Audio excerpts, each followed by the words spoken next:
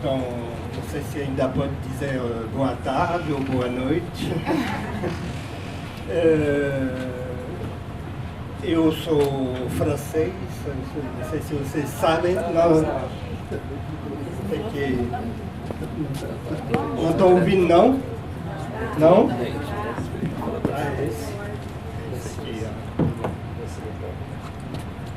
E aí?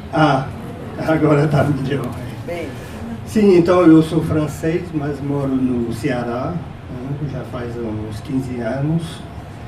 E depois de tantas pessoas falar tão bem, eu espero que eu não vou decepcionar, se eu hesito um pouco na minha maneira de falar.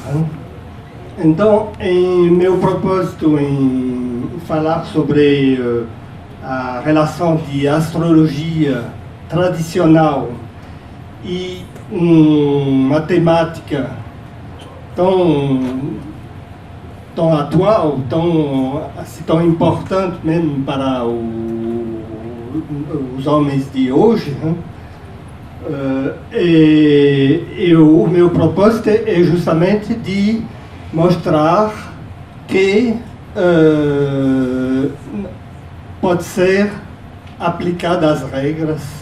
A gente diz que os antigos tinham regras muito detalhistas, muito minuciosas, e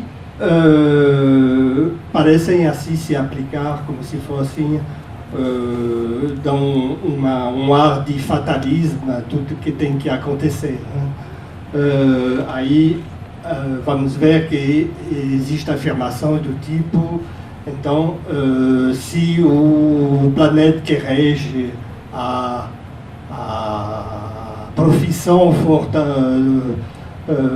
for Marte ou for Saturno, etc., aí faz tal tipo de profissão. Mas, na realidade, o que se tem que compreender é que é muito mais sutil, na realidade, do que isto, quando a gente olha em detalhe. E o que acontece é que os autores antigos, realmente, tipo Ptolomeu, o tratado dele era só uma espécie de compilação que não dava absolutamente toda a maneira de funcionar. Então, no caso, para uma aplicação atual, é sempre preciso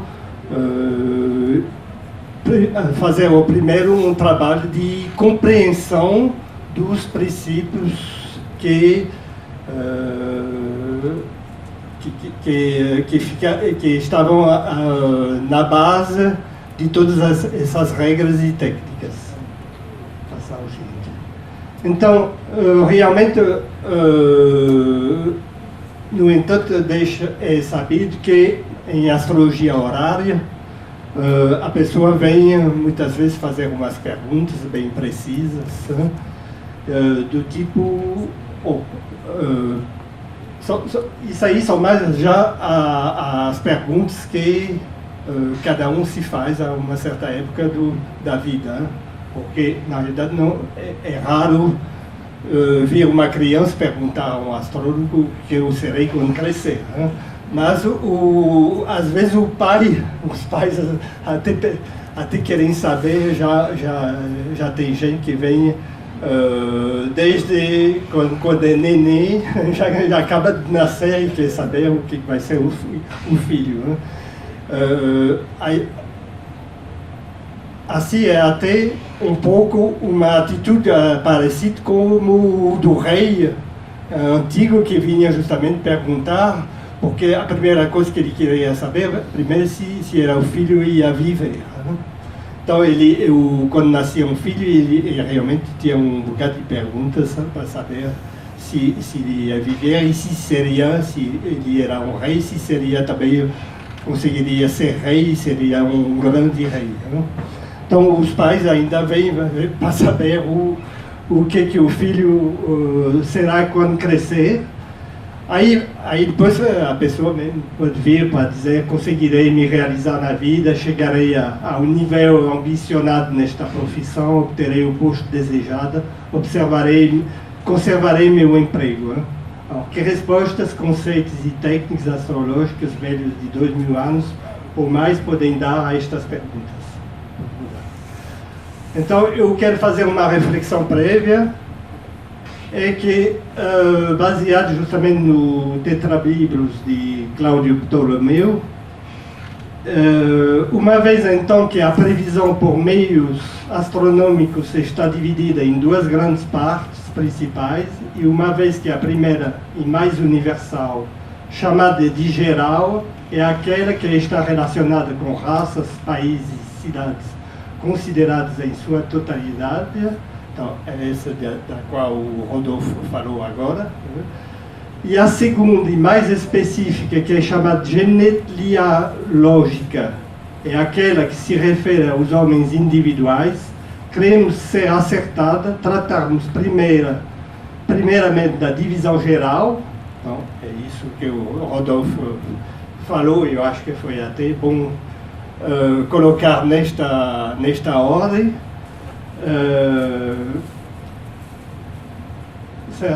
Tratamos primeiramente da divisão geral, porque tais assuntos são normalmente influenciados por causas maiores e mais poderosas do que são os eventos particulares. Então, se aplicamos isso a qualquer pessoa, o fato é que tem todo um contexto que hoje geralmente chama mais como coletivo, que determina já anteriormente por exemplo, a escolha de uma profissão, muitas coisas que vão finalmente influir sobre a profissão que vai ser escolhida. Né? Então, por exemplo, se alguém vem me perguntar numa questão horária se vai passar, se vem para escolher qual tipo de vestibular ele vai escolher, eu vou tentar ver pelo tipo de profissão na qual ele seria bom. Mas se ele vem já para me dizer: eu estou querendo fazer o vestibular de medicina, será que eu vou passar? Aí eu não vou responder se ele vai ser um bom médico, porque a razão pela qual ele quer passar tal vestibular, na realidade, é determinado por uma certa importância, uma certa hierarquia que é dada aos vestibulares. Né? Não são todos do mesmo valor, né? não são considerados socialmente, né, do mesmo valor. Né? Então, o que se vê que muitas pessoas, pelo menos eu entendi da maneira como é feita aqui,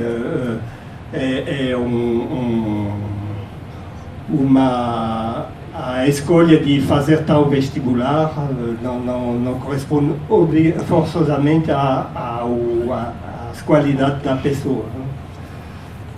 Pode passar. Então, em relação a esse valor preeminente do emprego hoje em dia, por exemplo, em Fortaleza, ninguém compraria jornal se não fosse pelos classificados. É isso que na realidade, que motiva o fato de comprar jornal, não é de saber as notícias do mundo. Né? Então, o valor do trabalho é muito importante hoje. Né? Mas, antigamente, o que se sabe é que o trabalho, nessas épocas dessa astrologia tradicional, eram sociedades escravocratas, né? E o trabalho era considerado, como diz a palavra da Bíblia, ganharas o teu pão com o suor do teu rosto, como um castigo ligado à queda do homem, né? Ou ao mito da queda do homem, ou seja, um castigo divino para punir do pecado original, né? Então, e por outro lado, só podia se libertar do trabalho quem era finalmente superior e iniciado, né? Que podia ser desapegado, né? Então, o que está exprimido por outra palavra da Bíblia, que é olhar para os lírios do campo, como eles crescem, não trabalham nem fiam, né? Então, pode passar. Então, eu quero mostrar que a astrologia tradicional não é somente um conjunto de receitas a aplicar assim sistematicamente, mas que ela se apoia em princípios que você não percebe quando lê os livros, porque os princípios eles não precisavam transmitir, né? Eles só transmitiam nos livros técnicas, né? Então, por isso eu fiz apelo a um autor contemporâneo, que é o René Guénon, e que é conhecido como o restaurador da ideia de tradição primordial, né?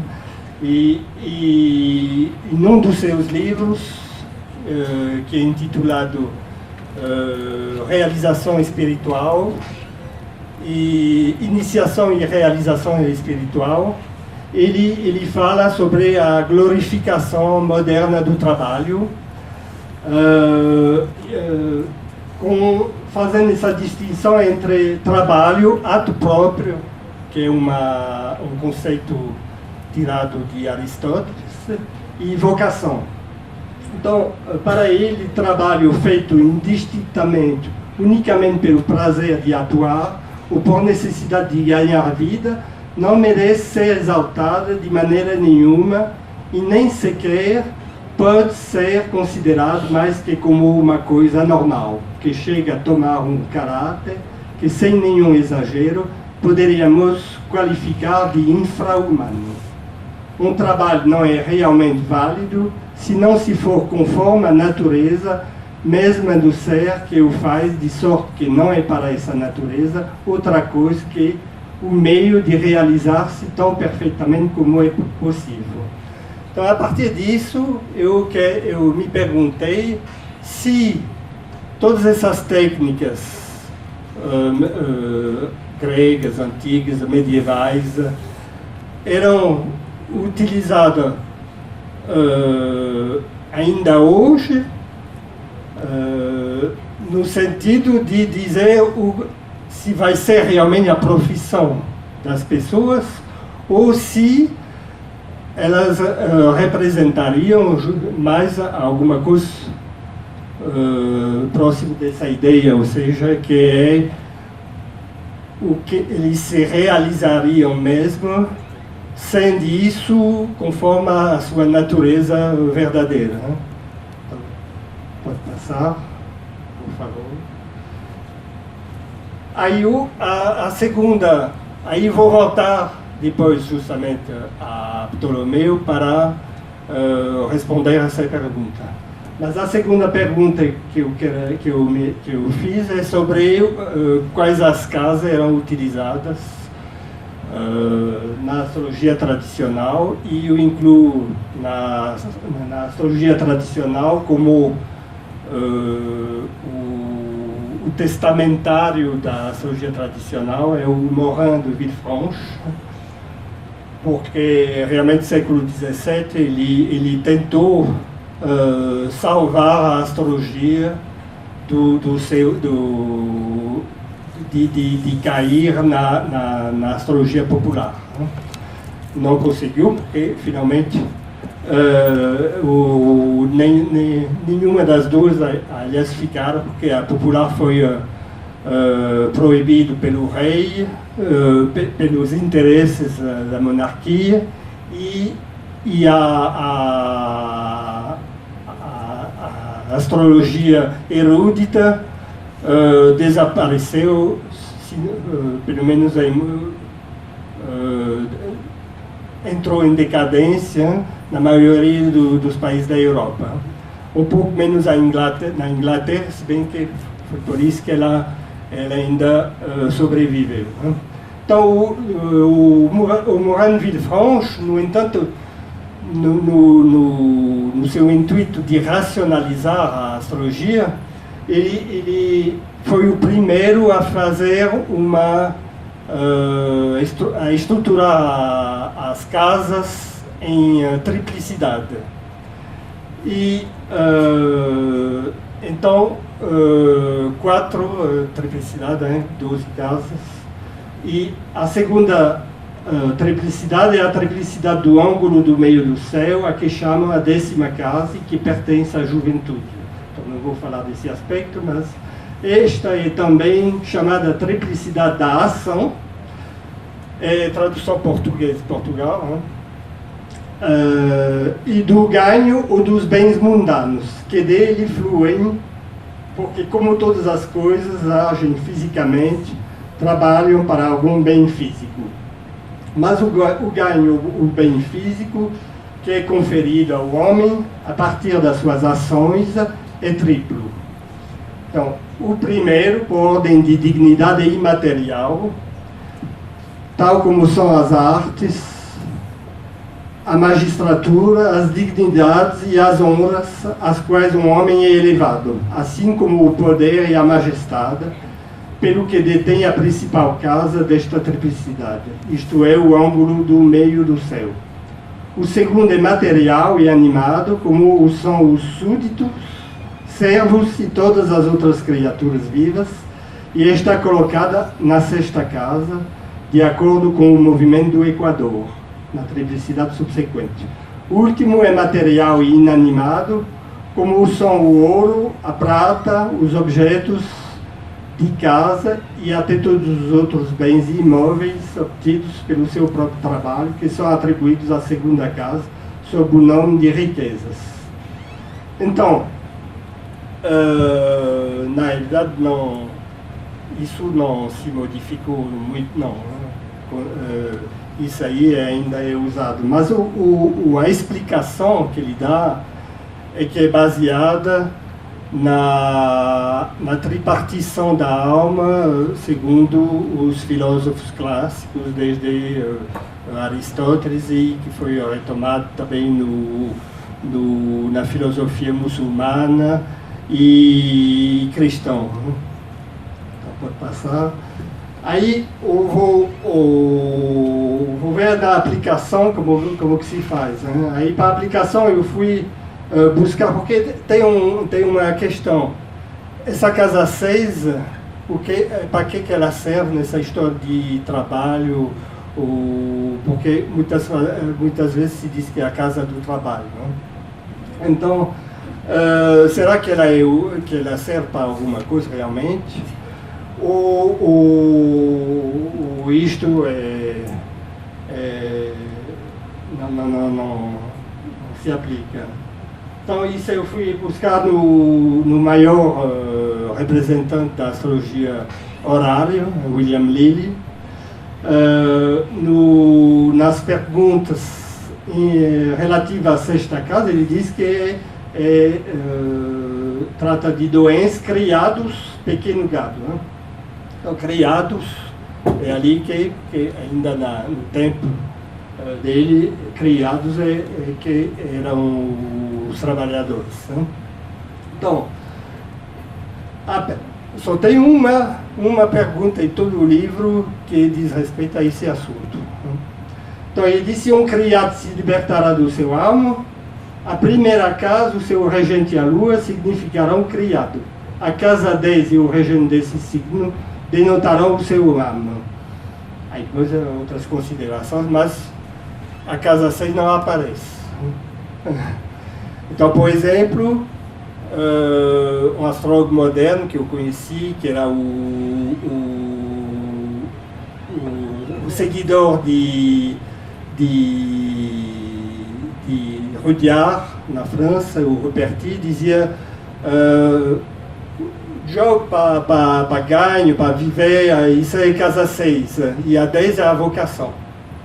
Então, na realidade, eu estou questionando essa afirmação, né? Pode passar.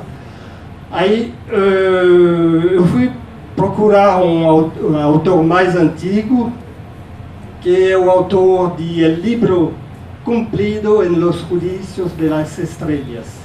É um livro do árabe do século XI, traduzido no século XIII, na corte do rei Afonso el Sábio, no século XIII. Né? Então está escrito num espanhol antigo, e espero que eu tenha entendido claramente, porque era um pouco difícil. Né? En el nombre de Dios, aqui, bom, alors, isso aí é só a apresentação. Estes são os capítulos da primeira parte deste livro, segundo livro. Coloquei só para ver que ele estava falando da sexta casa. Pode passar. Alors, em relação a essa sexta casa, tem vários capítulos que eu coloquei o assunto geral. Né? O quarto capítulo fala da demanda do cativo se livrará. Né? Eu acho que significa se irá se livrar. Né? Aí é pedido do cativo. Né? Aí o quinto é a mesma, mas pedido pelo Senhor. Né? Então, a sexta pergunta, o sexto capítulo, eu pergunto do servo se vai sair do poder do seu dono. O oitavo é também do servo, se um dono é melhor do que outro. Então, eu acho que isso me parece adaptável a outras situações até de hoje, quer dizer, dentro de uma relação empregado-empregador. Então, agora vou tentar rapidamente responder a essa questão trabalho, ato próprio, vocação que se vê no mapa. Se olhar pelo título, isso foi traduzido em francês, da profissão. Mas o título de qualitate actionis em latim, não vou falar do grego, significa da qualidade da ação. Pode passar. Que foi realmente bem traduzido na edição da Biblioteca Sadal Sud, em Portugal. Aí mostra como Ptolomeu escolhe esse regente da ação. Ele escolhe duas coisas primeiro. Né? Então, eu não vou ter tempo, evidentemente, de entrar em todas as considerações das técnicas para falar sobre profissão. Né? Vou falar só de duas coisas: o regente da ação e depois o regente da qualidade da ação, que são dois temas diferentes. Né? O regente da ação é aprendido por 2 métodos, a partir do Sol e a partir do signo culminante, pois será necessário olhar tanto para o planeta que fez a sua aparição matutina, mais perto do Sol, como para o que está no meio do céu, particularmente quando ocupa, ali eu teria traduzido, quando se aplica à Lua, quando faz aspecto à Lua. E se a mesma estrela ocupa ambas as posições mencionadas, só ele deve ser utilizado. Tem várias possibilidades de posição. Isso era uma demarcha muito comum nas técnicas. Se uma não funcionava, aí podia funcionar com outra, e se a terceira... Mas isso não era só um jogo, não. O fato é que a relação da pessoa com a atividade que ia ter ia ser muito mais profunda, muito mais verdadeira, se fosse a primeira regra que ia ser aplicada. Né? Então pode passar. Aí, na verdade, essa regra é conhecida ainda. Né? É o planeta regente do meio do céu, o planeta que se levanta antes do Sol se ele não é combusto. Né? Então, aí se for o mesmo que se levanta antes do Sol e que é também posicionado na 10, é aí que seria mais forte. Né? Para o Gérard Depardieu, no caso, é Vênus, que se levanta antes do Sol, não é combusto, e ele não está posicionado na 10, mas ele é regente da 10. Né? Então, esse Vênus de Gérard Depardieu, na ótica o Gérard Depardieu é conhecido como um ator, né? Mas ele não é só um ator. Né? Ele produz vinho, ele é o que chama em francês um bon vivant. Né? Ele é a pessoa mais cheia de vida que existe. Né? Então ele está esse Vênus, né? Como talvez não representa ele como ator, senão o modo de ele ser ator. Né? Pode passar. Então, o segundo Ptolomeu e todos os autores até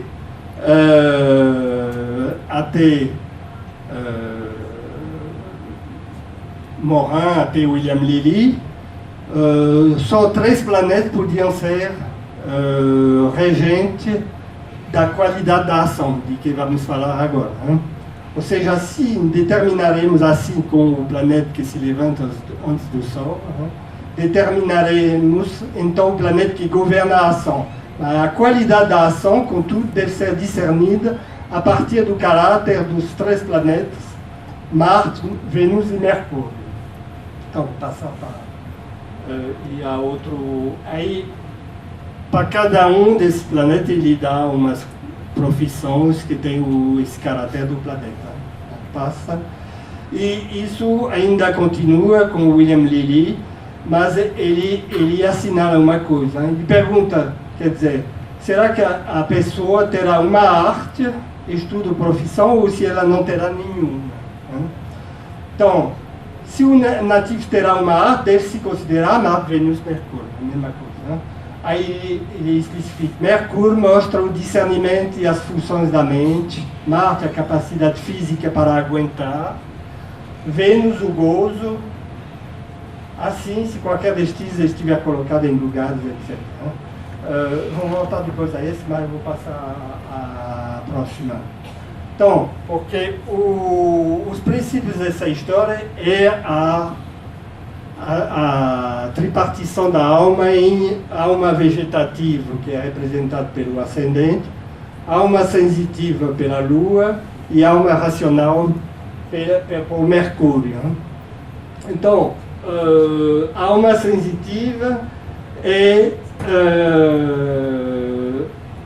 se manifesta através, na terminologia aristotélica, nos apetites. Né?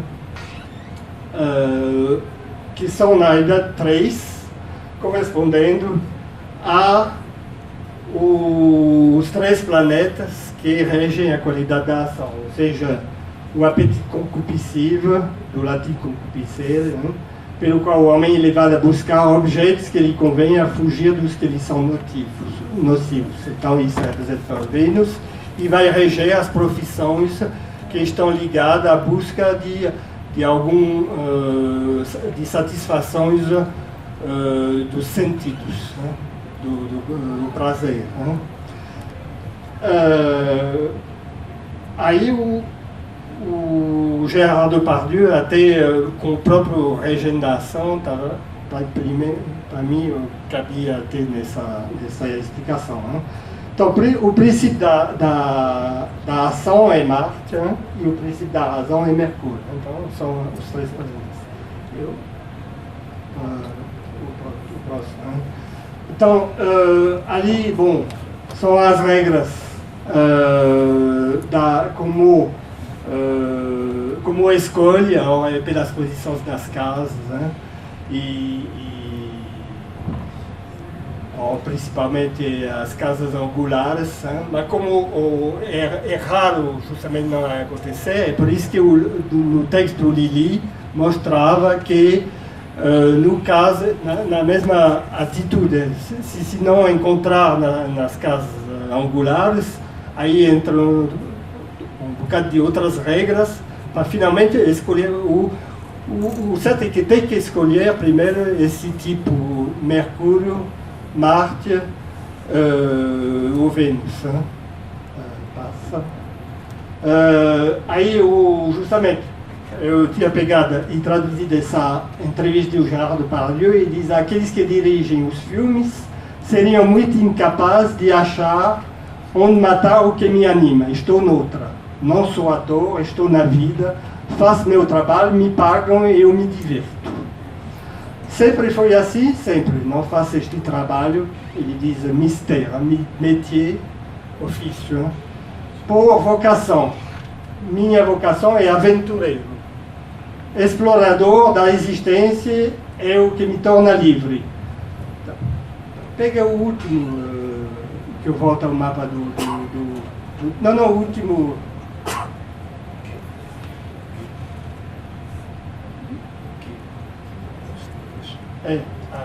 Tá certo. Era só porque eu queria pegar de novo o mapa do Depardieu, né? Mas bom, é isso aí. Né? Na casa 10 ele tem Mercúrio e Marte. Né? Na casa 1. Na casa 1. Né? O Mercúrio, Marte aí fica, Marte é dignificado porque é em Capricórnio, mas Mercúrio é mais perto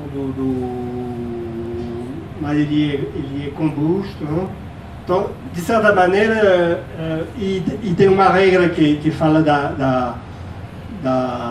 dos aspectos com a Lua, e a Lua faz aspecto com Marte. Né? Então, há muito de Marte no modo de Depardieu viver sua vida toda. Né? Mas não existe, na realidade, regime da ação, regime da qualidade da ação. Tem caso 2, são 2, e o que modifica se recebe. Aí a gente não vai aplicar diretamente com as profissões que ele colocava, que às vezes nem existem mais, mas a gente vai pensar como que no momento atual poderia aplicar as coisas. Né? Acabou, deu tempo. Pois tá. Então, aí só teria uma coisa que eu queria ter falado, de novo sobre a vocação, em outro sentido, porque na palavra vocação tem voz, né? E aí eu ia falar de uma coisa que o Rodolfo falou, que é o cálculo do Almuten, ou seja, o planeta dominante. Né? Aí tem muitos modos de calcular o planeta dominante, mas eu ia falar sobre o modo mostrado pelo astrólogo medieval Ibn Ezra. Né? Mas calculando esse mapa, isso é muito fácil, encontrar de qualquer maneira na internet. Para mim, é esse mapa que representaria a verdadeira natureza profunda da pessoa, que pode não ter nada a ver com a profissão que ele vai exercer. Então, graças.